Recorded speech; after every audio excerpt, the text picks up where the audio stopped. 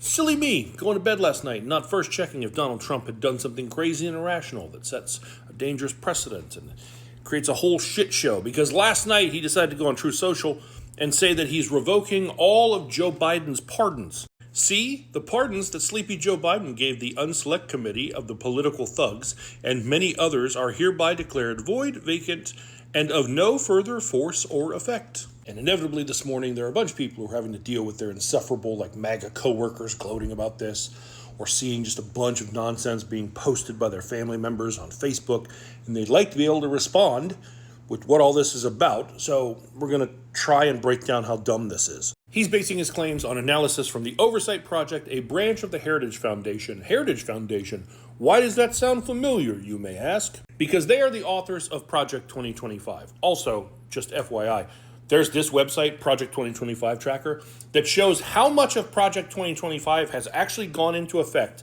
via Donald Trump since he's been elected. You know, that thing he knows nothing about. But the Oversight Project is claiming that the Biden White House used an automated signature to place Biden's name on several key documents. An auto pen, which is basically a machine that holds a pen and writes the president's signature. And the New York Post claims that this is corroborated by an anonymous Biden staffer who it claims took unilateral decisions on what the president was signing by affixing an auto signature. However, per the newspaper's reporting, the Post is not publishing the staffer's name due to the lack of concrete evidence and refutation by other colleagues. In other words, they contacted other people from his staff who were like, that's not true.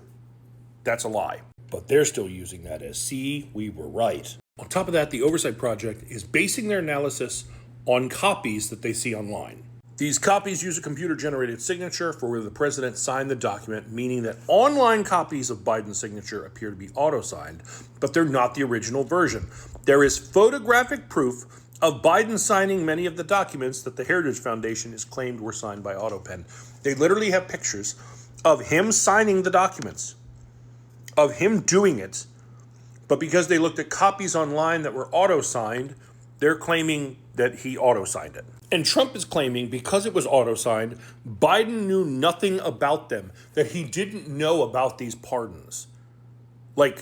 He wouldn't have pardoned the whole Oversight Committee, he wouldn't have pardoned his son, that he didn't know about them, so it's null and void. Now, as mentioned, we have pictures of Biden signing many of these documents, but even if Biden did use an auto pen, the Justice Department in 2005 said, the president need not personally perform the physical act of affixing his signature to a bill he approves and decides to sign in order for the bill to become law, so Trump's argument is not legally valid. And despite all that, Donald Trump is going to disregard the rule of law, and he's almost certainly going to tie up our courts in a giant shit show because he wants to persecute his political rivals, the very thing he claimed was happening to him, because every accusation is a confession. He believed it was a witch hunt based only on political things, even though it was about stuff we saw with our own eyes, like January 6th.